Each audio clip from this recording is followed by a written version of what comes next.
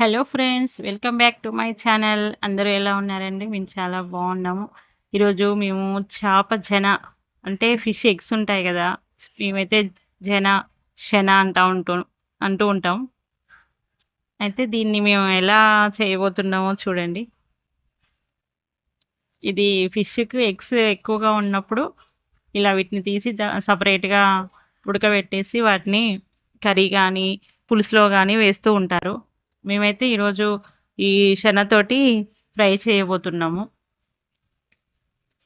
ఇది కర్రీలో పులుసులో వేసినప్పుడు మొత్తం ఎగ్స్ అన్నీ డివైడ్ అయిపోయి పులుసు అంతా మంచిగా అనిపించదు. అందుకోసమని మేము ఇలా ఫ్రై చేద్దామని అనుకుంటున్నాము. ఈ ఫ్రైకి ముందుగా కొన్ని వాటర్ని మసాలా పెట్టేసి ఈ ఫిష్ ఉంటుంది కదా శనని, ఫిష్ శనని బాగా కడగాలి. ఒక 2-3 టైమ్స్ ఉప్పు పెట్టి కడిగాము. ఉప్పు వేసి కడిగిన తర్వాత వేడి నీళ్ళల్లో ఈ శనను వేయగానే ఎలా అయిందో చూడండి. దగ్గరికి ఇలా ముద్దగా ఎగ్ లాగా అయిపోయింది. కొంచెంసేపు మంచిగా బాయిల్ అవ్వనివ్వాలి. బాయిల్ అయిన తర్వాత వాటర్ అంతా తీసేసాక ఇలా ఉంది చూడండి శన. ఇవి మొత్తం ఫిష్ ఎగ్స్ అన్నమాట. చాలామందికి ఇది వండాలంటే ఇంట్రెస్ట్గా అనిపించదు. కొందరికేమో టేస్ట్ నచ్చదు, స్మెల్ నచ్చదు. నాకు కూడా నచ్చకపోయేది. కాకపోతే మా హస్బెండ్ ఇలా చేయమని చెప్పాడు.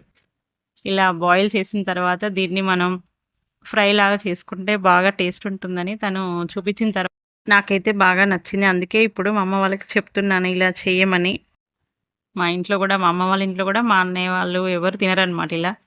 వాళ్ళకు కూడా ఈ టేస్ట్ నచ్చేది కాదు శన. కాకపోతే ఇప్పుడు చేయబోతున్నాను, ఎలా ఉంటుందో చూడండి. ముందుగా ఉల్లిపాయలు, పచ్చిమిర్చి ఇవన్నీ కడాయిలో వేసుకొని ఫ్రై చేసుకోవాలి. దీంట్లో అల్లం వెల్లుల్లి పేస్ట్, పసుపు ఇవన్నీ వేసి ఇలా ఫ్రై చేసిన తర్వాత మనం ముందుగా బాయిల్ చేసి పెట్టుకున్న శన ఉంటుంది కదా, ఆ శనని ఇందులో వేయాలి. వేసి కాసేపు మనం ఏదైనా ఎగ్ కానీ ఎగ్ పొడి చేసినట్టు ఫ్రై చేసినట్టు అలా వీటిని కూడా దాంట్లో వేసేసి ఫ్రై చేయడమే. అవి మంచిగా ఫ్రై అయ్యేలాగా చూడాలి. అలా ముద్దగా ఉన్న వాటిని కొంచెం డివైడ్ చేసేసి ఫ్రై చేస్తే బాగుంటుంది. కంప్లీట్గా పొడి పొడిగా ఫ్రై చేసినా కూడా బాగుంటుంది. మనకి ఎలా నచ్చితే అలా ఫ్రై చేసుకోవచ్చు.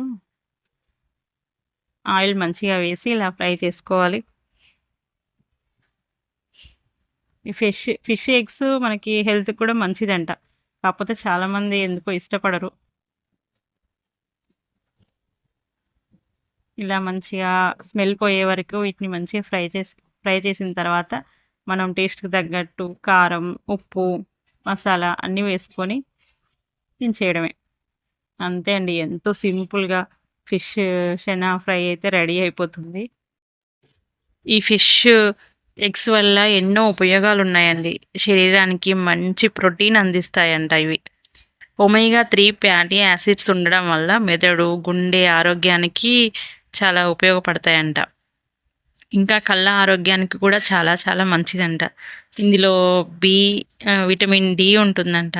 B12 వంటి పోషకాలు కూడా ఉంటాయంట. పిల్లలు బలంగా పెరగడానికి చాలామంది వీటిని ఆహారంగా ఇస్తూ ఉంటారంట. పిల్లలకి ఎప్పుడు కాకపోయినా అప్పుడప్పుడు కూడా ఇలాంటివి తినిపిస్తూ ఉండాలి.